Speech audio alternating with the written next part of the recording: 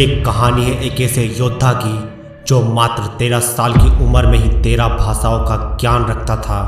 और इसी 13 साल की उम्र में ही वो योद्धा घुड़सवारी, तलवारबाजी, तीरंदाजी और बॉडी बिल्डिंग में इतना ताकतवर बन चुका था कि बड़े से बड़े योद्धा को वो आसानी से धूल चटा सकता था।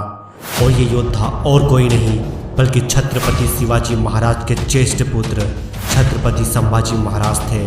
ये एकमात्र ऐसे राजा थे जो शस्त्र और शास्त्र दोनों का ज्ञान रखते थे।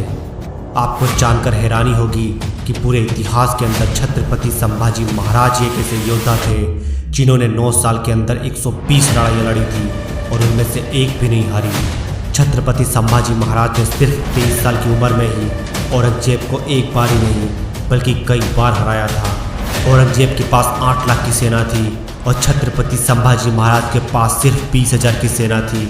लेकिन फिर भी औरंगजेब के दिल में हारने का डर भरा हुआ था क्योंकि वो छत्रपति संभाजी महाराज की ताकत को पहचान चुका था और औरंगजेब को ये पता चल चुका था कि अगर उसने संभाजी महाराज को नहीं रोका तो वो उसके पूरे साम्राज्य को उखाड़ कर फेंक देगा। इसलिए औरंगजेब ने धोखे से 2000 सैनिकों के साथ मिलकर संभाजी महाराज को बंदी बना लिया।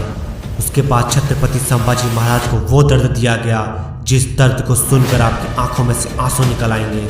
छत्रपति संभाजी महाराज एक ऐसे योद्धा थे जिन्हें मौत को गले लगाना तो पसंद था लेकिन किसी के सामने झुकना पसंद नहीं था।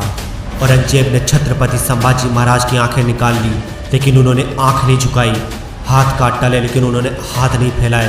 पाँव काट डाले लेकिन उन्होंने घुटने नहीं झुकाए क्योंकि ये भारत का महान योद्धा, देश धर्म पर मिटने वाला शेर शिवा का छावा था, महापराक्रमी, महाप्रतापी एक ही शंभू राजा था। छत्रपति संभाजी महाराज की मृत्यु के बाद सारा मराठा साम्राज्य एक हो गया। फिर से दोबारा युद्ध छेड़ा गया और इस युद्ध में औरंगजेब और उसके साम्राज्य को जड़ से उखाड़ कर फेंक दिया गया। खत्म हो गया औरंगजेब और उसका वो सपना जिसके लिए उसने हमारे वीर मराठा छत्रपति संभाजी महाराज को हमसे छीन लिया था।